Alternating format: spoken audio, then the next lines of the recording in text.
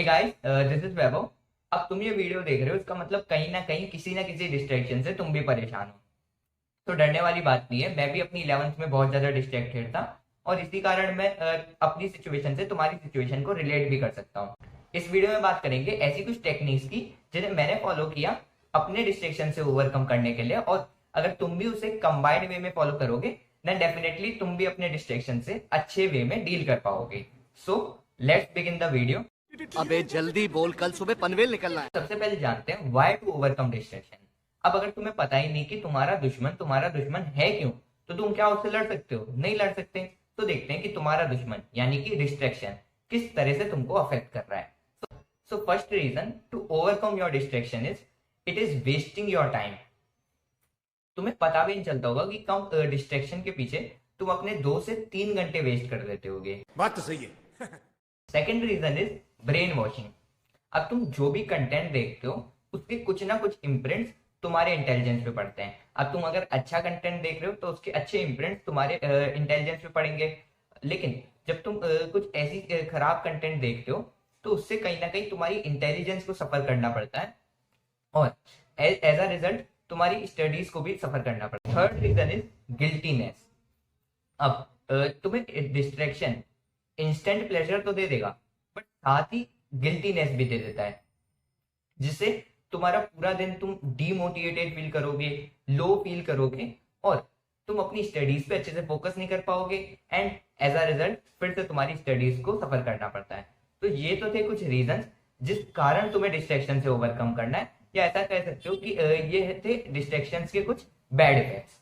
ठीक है, अब बात करते हैं टेक्निक्स के बारे में। So first technique is 21 day rule. अब ये टेक्निक उनके लिए बहुत ज्यादा हेल्पफुल है जो अभी किसी क्रॉनिक डिस्ट्रैक्शन में और उससे बाहर निकलना चाहते हैं। एग्जांपल से समझते हैं कि सोशल मीडिया तुम्हारा डिस्ट्रैक्शन है, तुम रोज 4 घंटे सोशल मीडिया पे लगाते हो। बाप रे, ये तो धोती खोल रहा है।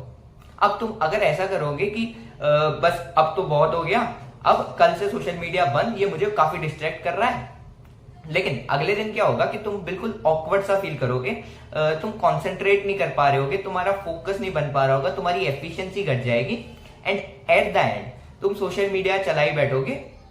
इसलिए तुम्हें ऐसा नहीं करना है। तुम्हें क्या करना है, तुम्हें बस 10 मिनट अपने सोशल मीडिया को कम देने हैं। जितना तुम रोज देते हो उससे बस 10 मिनट कम सोशल मीडिया को देना है। ठीक है, एंड यू डोंट बिलीव, अगर तुम 21 दिन सिर्फ ऐसा ही करते हो कि बस जितना दिन पिछले दिन चला रहा था उससे अगले दिन बस 10 मिनट कम, तो तुम 21 दिन बाद 4 घंटा से सीधा आधा घंटा चला रहे होगे सोशल मीडिया को। मजा आया, और मैं ये जो मजा है हिंदुस्तान के हर व्यक्ति को देना चाहता हूं। इससे क्या होता है कि जो वो ऑकवर्ड वाली फीलिंग थी वो तुम्हारे अंदर डेवलप नहीं होती है और तुम स्मूथली अपने डिस्ट्रैक्शन को रिमूव कर पाते हो। Second technique is make your distraction your friend. अब तुम बोलोगे अरे ये क्या बात कर रहा है, डिस्ट्रैक्शन को ही फ्रेंड बना ले। देखो, तुम्हें क्या करना है, तुम्हें ऐसे टारगेट्स रखने कि जैसे तुम 2 घंटा अगर पढ़ाई करोगे अच्छे से तो तुम 10 मिनट अपने डिस्ट्रैक्शन को दोगे, या फिर अगर पूरे दिन में अगर तुम 12 घंटे पढ़ लेते हो तो आधा घंटा अपने डिस्ट्रैक्शन को दोगे। इस तरह से क्या होगा कि तुम्हारा दुश्मन यानी कि डिस्ट्रैक्शन तुम्हारे दोस्त की तरह काम करेगा तुम्हारे लिए। Third technique is engage yourself in tough goals. देखो, तुम्हें ये समझना पड़ेगा कि ह्यूमन माइंड किस तरह से काम करता है। तुम्हें अपने दिमाग को ये नहीं बताना कि क्या नहीं करना है, तुम्हें ये बताना है कि क्या करना है। तुम्हें ये नहीं बताना कि रावण मत बनो, तुम्हें ये बताना है कि भगवान राम की तरह बनो। तुम्हें ये नहीं बताना कि डिस्ट्रैक्शन से दूर भागना है, तुम्हें ये बताना है कि तुम्हें कि गोल्स के पीछे भागना है। ठीक है, इसलिए अपने लिए टफ गोल सेट करो और उसके पीछे भागो। अब तुम जब उसके पीछे भागने लग जाओगे तुम्हें पता ही नहीं चलेगा, तुम इतने बिजी हो जाओगे कि तुम डिस्ट्रैक्शन को टाइम दे ही नहीं पाओगे। और हो सके तो इन गोल्स का ढिंडोरा पीट दो अपने आसपास, ताकि तुम किसी तरह से अपने इन गोल से पीछे ना हटो। ठीक है, उसके पीछे मेहनत जरूर करते रहो। Fourth technique is regulate your senses. तुम्हें अपने सेंसेस यानी कि आंख, नाक, जीवा, कान, त्वचा, ठीक है, इसके आगे एक गेट कीपर लगा देना है और वो गेट कीपर होगा तुम्हारी इंटेलिजेंस का। अब तुम कोई भी काम करने जाओ उससे पहले चेक करो, अपने इंटेलिजेंस के थ्रू से चेक करो कि क्या ये काम तुम्हारे गोल में यानी कि नीट में तुम्हें किसी भी तरह से ये हेल्प कर रहा है, अगर कर रहा है तो एक्सेप्टेड, नहीं तो rejected.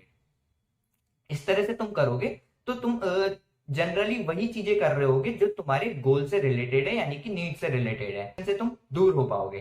Fifth technique is priority list. तुम्हें अपनी एक प्रायोरिटी लिस्ट बनानी है और उस प्रायोरिटी लिस्ट में अपने गोल्स को भी डालना है और अपने डिस्ट्रैक्शन को भी डालना है, बट अपने गोल्स को अपने डिस्ट्रैक्शन से ऊपर रखो और जो भी तुम्हारी प्रायोरिटी लिस्ट में सबसे ऊपर है उससे पहले शुरू करो।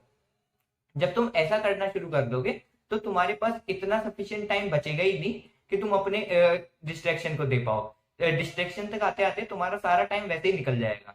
And one last thing, distraction कोई ऑप्शन नहीं है कि या तो तुम डिस्ट्रैक्टेड हो या नहीं हो। अगर तुम कोई भी अच्छा काम कर रहे हो तो तुम्हें डिस्ट्रैक्शन जरूर परेशान करेंगे। तुम्हें क्या देखना है, तुम्हें ऐसा समझना है कि distraction is like a virus. ये कभी भी किसी भी टाइम पे तुम्हें पकड़ सकता है। तुम्हें हर टाइम खुद को एनालाइज करते रहना है कि क्या तुम डिस्ट्रैक्ट तो नहीं हो रहे, और अगर हो रहे हो तो उससे ओवरकम करना है। ठीक है, तो this was all from my side. Thanks for watching.